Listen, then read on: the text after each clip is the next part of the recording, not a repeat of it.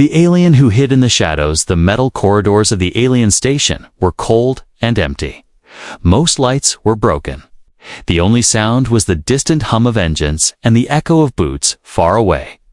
She stayed in the shadows, hidden behind an old cargo container. Her body was huge compared to others of her kind, too wide, too tall. Her people called her unfit, ugly, not breeding material. She had heard those words all her life until she started believing them. Now, she avoided everyone. The war between humans and her people had made the station dangerous, but she knew the tunnels better than anyone. She could hide here forever if she needed to. But tonight was different. A strange sound came from the far side of the storage bay, the sound of a human voice. Low and rough, followed by the heavy drop of a body hitting the floor. She froze. Humans were dangerous. The war had taught her that. They were smaller than her kind, but fast, clever, and impossible to predict. If one found her, he might shoot her without asking a question. Still, curiosity pulled her forward. She stepped carefully, her heavy feet silent on the metal floor.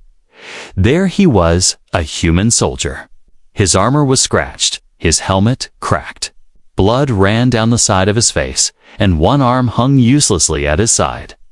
His other hand clutched a small weapon, but it was shaking. When he saw her, his eyes widened. The gun lifted instantly. They stared at each other. Neither moved. Her heart pounded. She could run, disappear into the vents, and leave him to die, but something in his eyes stopped her. They weren't filled with hate. They were filled with pain and a strange calm, like he was ready for whatever came next. "You're not with them, are you?" His voice was weak. She tilted her head, confused. "With who?" "The ones hunting me. I am hiding from them too." Her voice was deep but soft. For a moment, neither spoke. His gun lowered just an inch. His body swayed, then he collapsed, landing hard on the floor. She stepped closer, against her. Better judgment. His face was pale now, and his breathing shallow. If she left him here, the patrols would find him, or he'd bleed out. She sighed, looking around quickly. "This is foolish," she muttered to herself. "Very foolish." She crouched, sliding her massive arms under him. He was so light compared to her, fragile in a way she had never felt before. The human stirred, his eyes half open. "Why? Help me." He whispered. She hesitated. "It's because you are the first to look at me." Without disgust. His eyes closed, but she thought she saw the smallest smile before he passed out. The tunnels were narrow, and she had to move slowly so his head wouldn't hit the low pipes. Every sound made her tense, the hiss of steam, the thud of boots. In the distance, the crackle of a radio signal. She turned into a maintenance shaft she knew well. It was dark and smelled of old oil, but no one ever came here. She laid him down in the corner and checked his wound. The bleeding had slowed, but he needed more care. Her hands shook as she took out a small jar of healing gel, something she had stolen months ago. It was meant for her own people, not humans, but it might work. She poured the cool gel onto the cut, and the human flinched, his hand twitching toward his weapon before relaxing again. His eyes fluttered open. "That stings. It will close the wound." "You're big," he said, his voice slurred. She stiffened. She had heard that word all her life, always as an insult. But his tone wasn't cruel. It sounded like he was just noticing. "Not judging, double quotes, yes," she said simply. "Too big.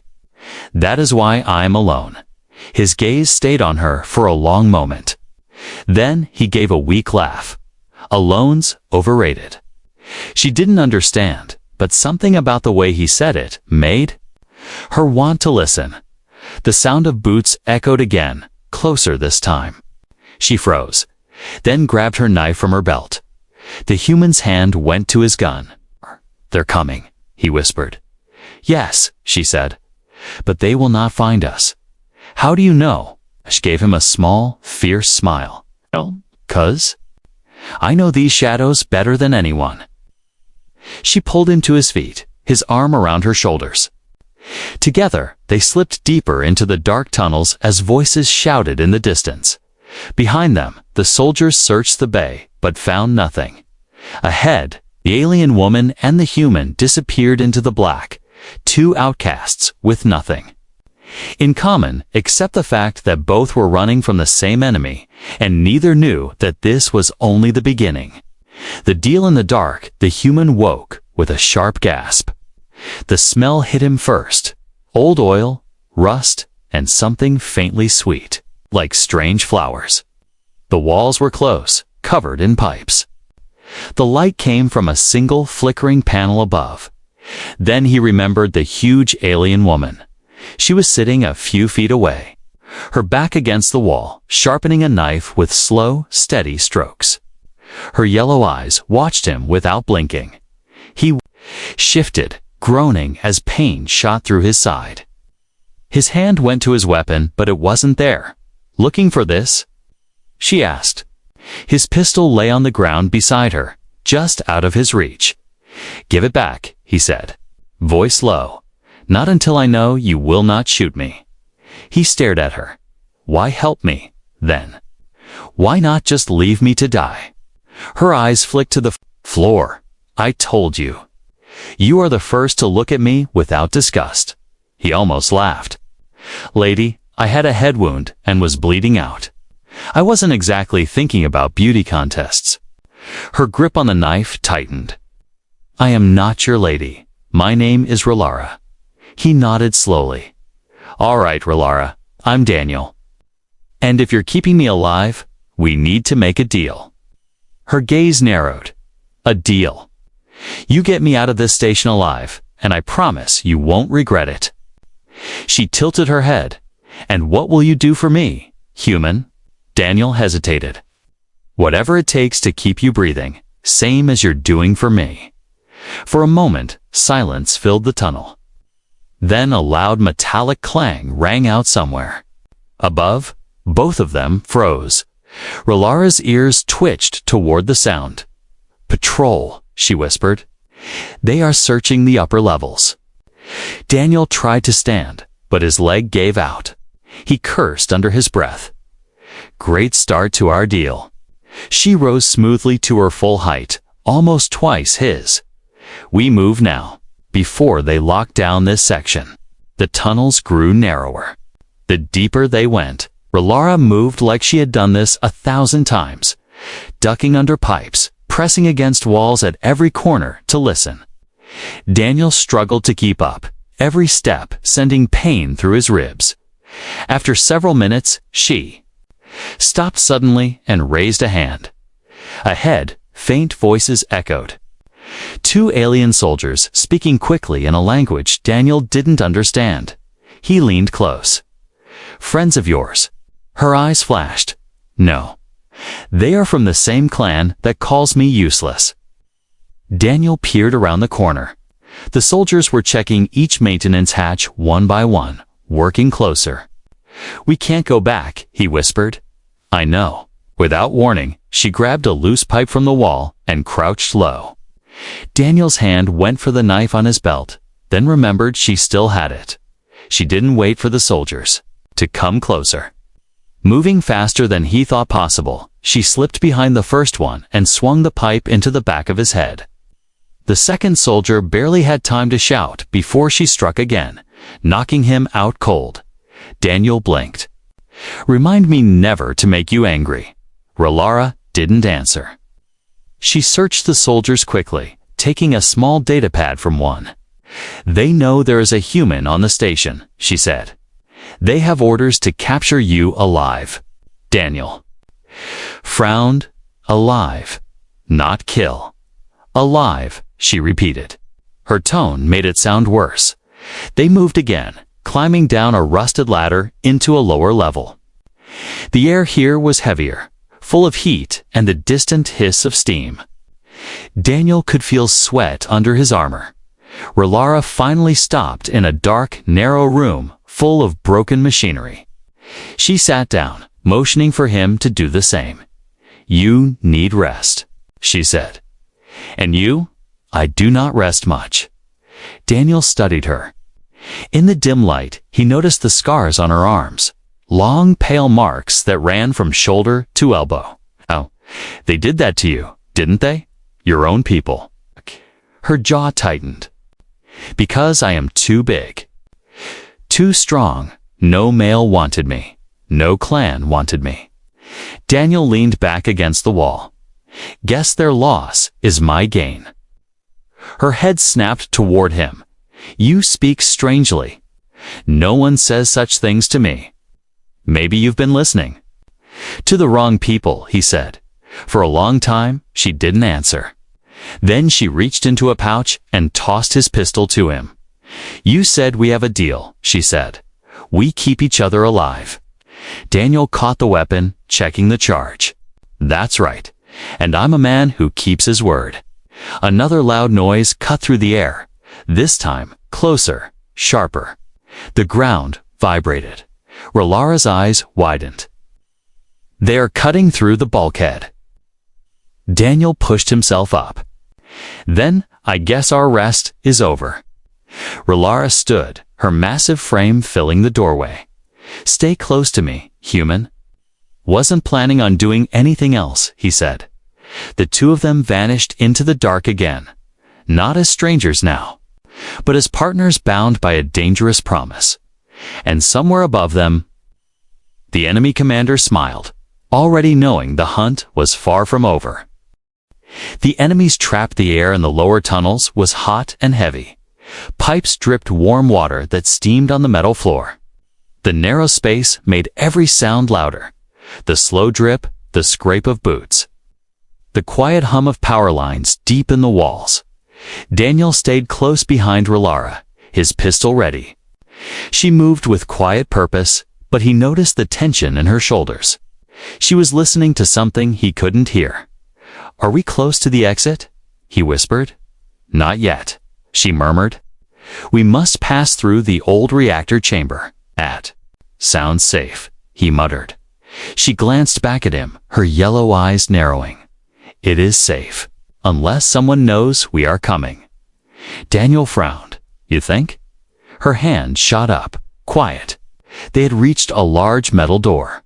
It was old, covered in dust, but the panel beside it glowed faintly green. Relara pressed her massive hand to the scanner, and the door groaned open with a slow, grinding noise. The room beyond was huge, a wide, circular chamber with a grated floor and towering columns that reached into the darkness above. Dim red. Lights glowed in the corners, and the air felt thicker here, like it hadn't been disturbed in years. Daniel stepped in behind her, scanning the shadows. Creepy place. "Stay close," she warned. They had only gone a few steps when it happened. With a sudden metallic clang, the floor beneath them shifted. The grating split apart, dropping away into blackness. Daniel's stomach lurched as gravity seemed to vanish. He was falling, but slowly, like the air itself was holding him in place. "Relara," he shouted, flailing. Her massive hands grabbed his wrist before he could drift too far. But she was floating too, her feet no longer touching the ground. Then he heard it, the sharp, crackling buzz of energy. Above them, faint blue lines shimmered in the air like invisible threads. A gravity snare. "Not good," Daniel breathed. Relara's eyes scanned the walls. "They have trapped us. The energy field will hold us here until the soldiers arrive." "How long do we have?" A new voice answered, echoing through the chamber. "Not long at all." Daniel froze. The voice was smooth, cold, an alien. From the shadows above, a figure stepped forward on one of the upper platforms. The armor was black and silver, marked with the insignia of Relara's clan. His face was hidden by a visor. But Daniel didn't need to see his expression to know he was smiling. "Relara," the voice said, almost gently. still hiding in the dark like a coward. Her grip on Daniel tightened. Krellin. Daniel. Glance between them. Friend of yours? Her voice was like ice. My brother. Krellin walked along the platform, watching them struggle in the gravity field. And now you bring a human into our territory. Have you fallen so low, you hide? Behind prey. He is not prey. Relara snapped. Krellin's laugh was sharp. Then he is your mate. Don't tell me you found someone foolish enough to enough, she growled.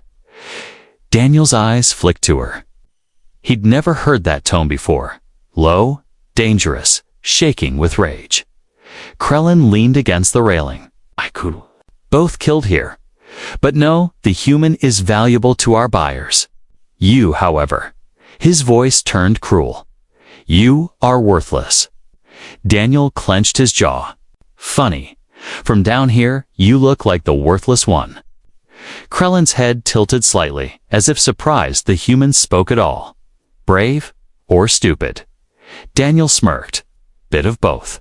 Krellin raised a hand. The hum of the energy field grew louder, and the pull on Daniel's body increased.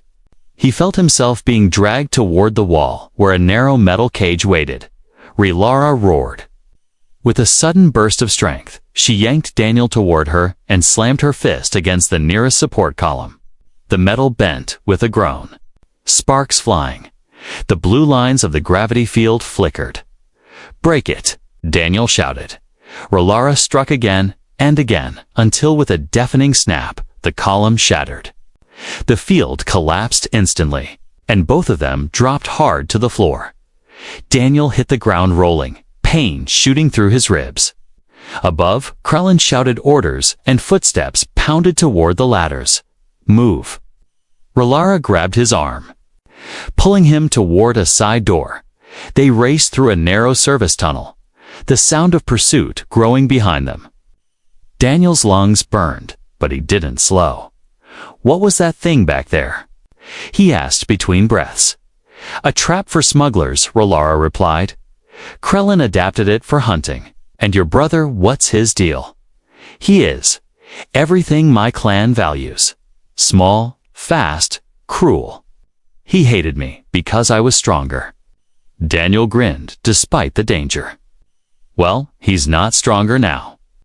Her eyes flicked to him, and for a brief moment, he saw the smallest spark of pride. The tunnel opened into another large chamber, but this one was full of noise. Machines hummed, steam hissed, and conveyor belts rattled as they carried crates toward a large open hatch. Beyond it was the cold black of space. Where are we? Daniel asked. Cargo bay, she said. If we can reach the far side, there is a maintenance lift to the docking ring. Let's move the door behind. Them burst open. Krellin's soldiers poured in, weapons raised. Daniel raised his pistol. Guess the deal's still on. Relara bared her teeth in something that looked very much like a smile. The deal is on. They ran together, diving behind crates as blaster fire lit up the bay. The trap had failed. But the hunt had only just begun. Flight through fire, the cargo bay exploded into chaos. Blaster fire lit up the shadows, bright red bolts cutting through the air. Crates shattered, spilling strange metal parts across the floor. Alarms screamed overhead, their shrill echo bouncing off the high walls. Daniel ducked low behind a crate, the heat from a passing shot burning the air near his cheek. They're not messing around, he shouted. Relara didn't answer. She had already thrown her massive body against a stack of cargo containers, toppling them into the path of the soldiers. The metal boxes crashed down with a deafening clang, blocking half the bay. Krellin's voice echoed from somewhere behind the soldiers. Do not let them reach the lift. Kill the human. Bring my sister to me alive. Daniel fired 2 quick shots, forcing the soldiers to scatter. Your brother's really got a warm, family-loving heart, he muttered. Relara moved to the next cover, her speed shocking for her size. He will not stop. We must reach the lift before he circles around. She pointed toward a narrow metal platform high on the far wall. A single maintenance lift clung to the side like an insect. Daniel squinted. That's our way out. But we must cross the open floor. He glanced at the dozens of armed soldiers between them and the lift. Sounds fun. The soldiers advanced, firing in short bursts to pin them down. Relara grabbed Daniel by the collar and dragged him behind a larger crate just before another volley of shots cut through the space where he had been standing. "Cover me," she said. "What are you?" But she was already moving. With a roar, she charged out from cover, grabbing a heavy cargo hook hanging from a crane overhead. She swung it with both hands, smashing into two soldiers and sending them flying. Daniel took the opening. He popped up from cover and fired, dropping another soldier before sprinting after her. The two of them weaved between crates, the noise of battle deafening. Every step toward the lift felt like a gamble. One wrong move and a blaster bolt could end it. A sudden flash erupted near them. Daniel felt himself thrown sideways as an explosion ripped through the floor, spraying shrapnel. His ears rang and his vision blurred. Relara's massive frame blocked the next blast, shielding him with her body. "Get up, human," she barked. He staggered to his feet, clutching his pistol. "Yeah, still here." They reached the base of the lift platform, but a squad of soldiers had already taken position there. "Back," Relara ordered, pulling Daniel behind a stack of barrels. He peered around the edge. "We can't go back. They'll surround us."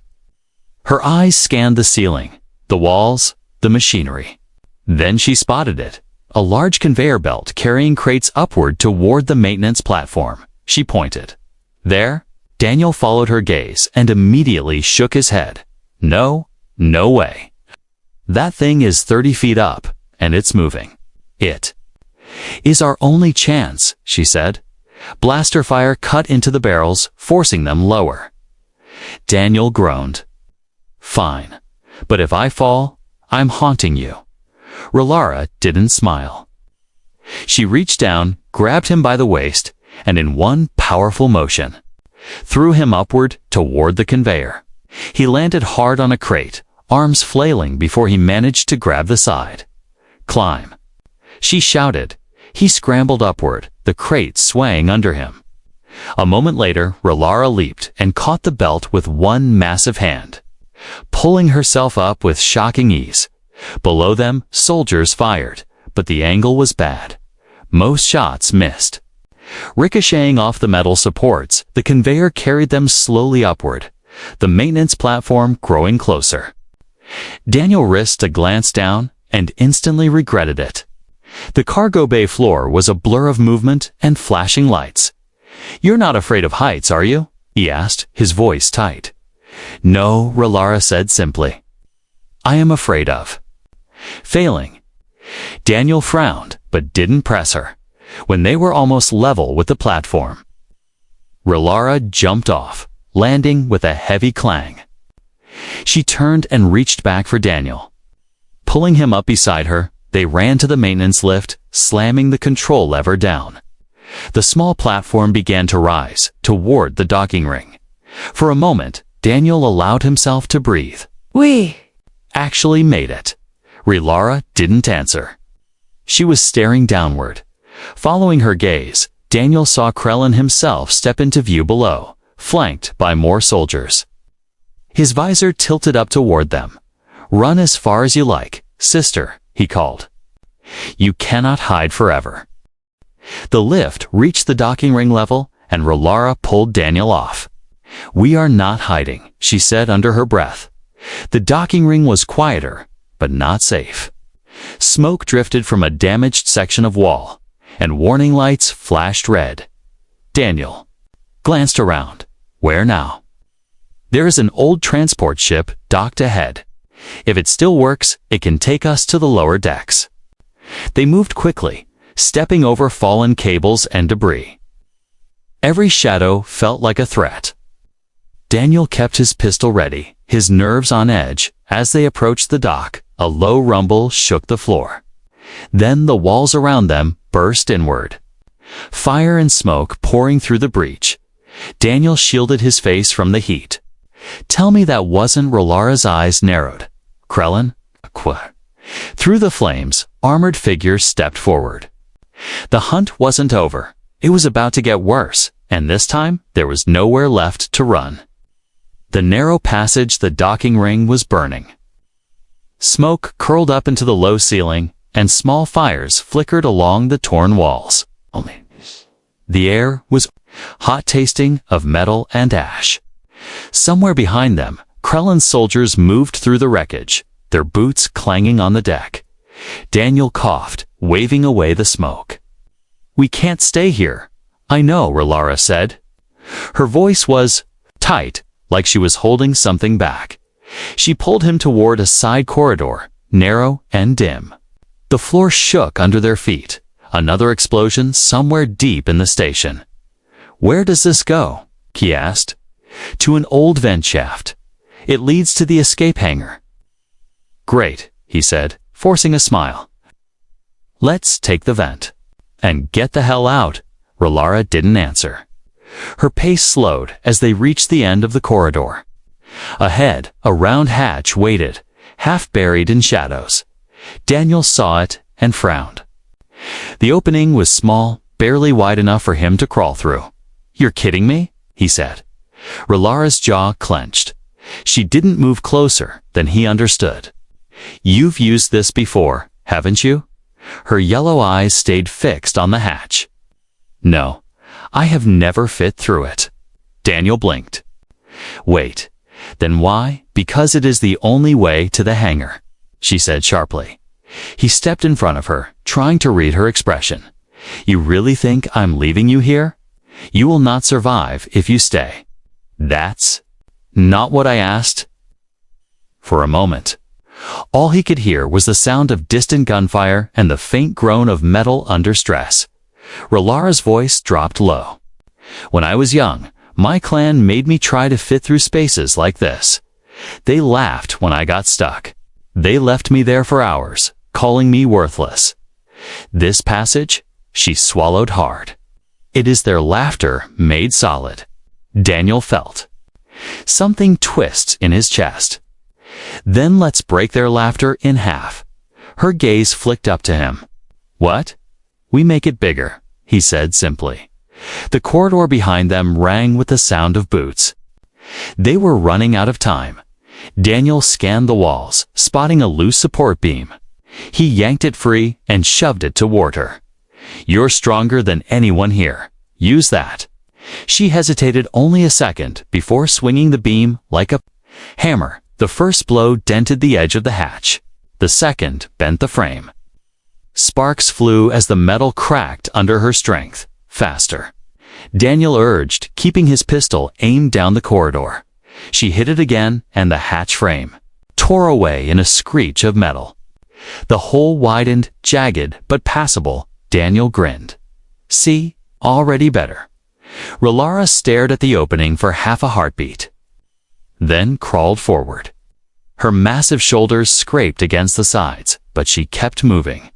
Daniel followed right, behind the tight space, forcing them into a slow, awkward crawl. Behind them, a blaster bolt sizzled past Daniel's head, striking the hatch rim.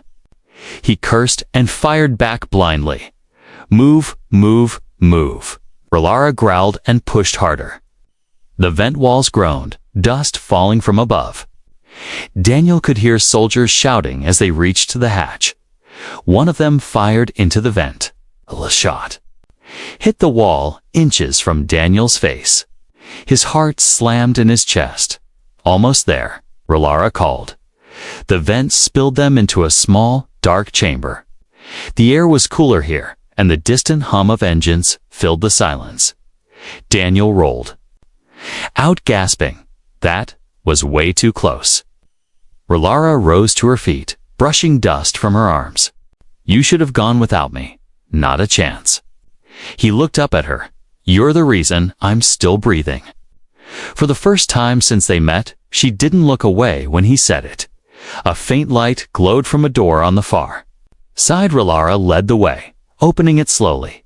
On the other side was the escape hangar, a wide, open space with only one ship inside, an old cargo transport coated in dust. Daniel whistled. Not pretty, but if it flies, it's perfect. As they stepped toward it, a voice echoed from behind the ship. I was hoping you'd make it this far. Daniel's blood went cold. Krellin stepped out from the shadows, weapon in hand. Behind him, 2 soldiers blocked the only other exit. Relara moved in front of Daniel, her stance wide. You will not take him. Krellin tilted his head. Sister, you broke the vent. You always were stubborn. Daniel whispered. Got a plan? Yes, she said. Do not die. And then she charged. The hangar erupted into chaos again. But this time, Daniel wasn't just running. He was right behind her, firing at anything that moved. Krellin's soldiers scattered, but the commander himself stood his ground. Blocking the path to the ship, Relara swung the support beam like a club, smashing into Krellin's weapon and sending it skidding across the floor. They grappled her size against his speed, the clash echoing through the hangar. Daniel darted past them, firing at the last soldier near the ship's ramp. The man dropped, and Daniel shouted, Relara, now. With one final shove, she sent Krellin stumbling back. She sprinted to the ship, Daniel already at the controls. The engines roared to life. Blaster bolts hit the hull, but the ship lifted, shuddering under the strain. As they rose, Daniel glanced at her. She was breathing hard, but there was a fierce light in her eyes. You made it through, he said to her lips curved into the smallest, proudest smile. I made it through the safe place. The ship's engines finally quieted. Outside the cockpit window, only the soft glow of distant stars broke the darkness. The station was far behind them now, a faint shadow swallowed by space. Daniel leaned back in the pilot's seat, exhaling for what felt like the first time in hours. I think we lost them. Relara stood behind him, still scanning the black emptiness. Do not relax yet. Krellin has long reach. Daniel looked up at her. The faint light painted her features in silver, and for the first time he saw her, without smoke, fire, or fear in her eyes. She looked tired. Come on, he said, rising. You need to sit down before you fall down. I do not fall, she replied, but there was no strength in her voice. The cargo transport was old, but it had one working cabin, small, with 2 narrow bunks, a table bolted to the floor, and shelves full of dusty supplies. Relara lowered herself onto one bunk, the frame creaking under her weight. Daniel rummaged through a crate, pulling out a metal canteen. Water, he said, tossing it to her. She caught it easily, then hesitated. You should drink first. I'm fine, he said. You've been carrying me half the day. She stared at him for a long moment before unscrewing the cap and taking a slow drink. It is strange, she said quietly. My people think I am too big to be worth anything. But you treat my size as if it is a gift. That's because it is, Daniel said without hesitation. If you weren't built like you are, I'd still be lying in that storage bay, bleeding out. Her eyes softened slightly. You speak like no one I have met. That's probably because I'm human, he said, with a small smile. We don't care about your size. We'll care about who's got our back. For a few minutes, they sat in silence, listening to the low hum of the ship. Then Daniel asked, Where are we going? There is a small moon in this system, Relara said. It has no official docking station, but smugglers use it to hide. A hideout. A safe place, she said. For a little while, words sounded almost foreign in her mouth. Safe place. Hours later, the moon filled the view outside the cockpit, a dusty, pale sphere with faint rings glimmering behind it. Relara guided the ship into a narrow canyon, its rocky walls rising on either side until the stars vanished overhead at the end of the canyon. A metal door was hidden behind jagged stone. She tapped a sequence into the COM panel, and the door slid open, revealing a dimly lit hangar carved into the rock. The ship landed with a gentle thud. Daniel followed her down the ramp, blinking at the warm, dry air. The hangar was quiet. Just a few old cargo haulers and a smell of machine oil. "This is it?" he asked. "This is it," she said simply. Inside the hideout, the rooms were small, but warmer than the ship. Relara led him to a chamber with thick blankets and a stove. She lit the fire, and for the first time since they met, Daniel saw her shoulders relax. "You've been here before," he guessed. "Once. Long ago." She hesitated, then added, "When I ran from my clan the first time." He sat on the edge of the bed. "Why did you go back?" Her eyes met his. "Because I thought hiding forever meant I was strong. But then I met you, and I learned strength is also moving forward." The firelight flickered on her face, making her look softer. Younger somehow, they shared a simple meal from the supplies: stale bread, preserved meat, and tea that tasted faintly metallic. Daniel didn't care. For the first time, they were eating without rushing, without glancing over their shoulders. After they ate, Relara spoke again. "When this is over, when Krellin is gone, what will you do?" Daniel shrugged. "Never really thought about after. And now?" He smiled faintly. "Now, I think, maybe I'd like to see where you go." She stared at him like she was trying to find a lie in his face. "You would follow me?" "Already did," he said, grinning. For a heartbeat, she almost smiled back. That night, Daniel woke to the sound of movement. Relara stood by the door, her hand on her weapon. "What is it?" he whispered. Her voice was low. "I heard something outside. Steps. Heavy ones." Daniel sat up, grabbing his pistol. "You said this was a safe place." "It was," she said. "Until now." They moved to the door together, the warmth of the fire fading behind them. Outside, the hangar was dark, except for the faint glow from the entrance. Then came a sound they both knew. The slow, deliberate clap of armored boots. Krellin's voice echoed in the shadows. "Did you really think I would not find you, sister?" Daniel glanced at Relara. Her face was calm, but her hand gripped her weapon tighter. "Stay here," she said. "Not a chance," he replied. Krellin's silhouette appeared in the doorway, framed by the moonlight. "This ends tonight." Relara stepped forward into the light. "Yes," she said. "It does." The new Lifethagger was silent except for the slow, heavy steps of Krellin. His black armor caught the faint light from the fire inside, making him look like a shadow given form. Behind him, 2 soldiers blocked the exit, their weapons ready. Daniel stood at Relara's side, pistol raised. Guess the safe place wasn't so safe. Krellin's visor tilted toward him. "You must be the human who has filled my sister's head with dangerous ideas." Daniel smirked.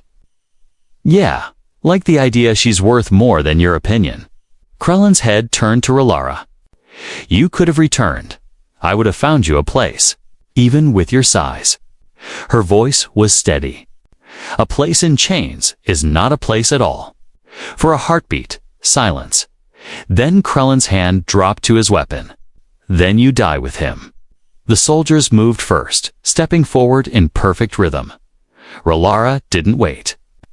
She charged her massive frame slamming into the closest soldier and sending him flying into a stack of crates. Daniel fired at the second, forcing him back toward the wall. Sparks lit the air as the shot hit metal. Krellin came straight for Relara. He was fast, faster than Daniel expected, his blade flashing in the dim light.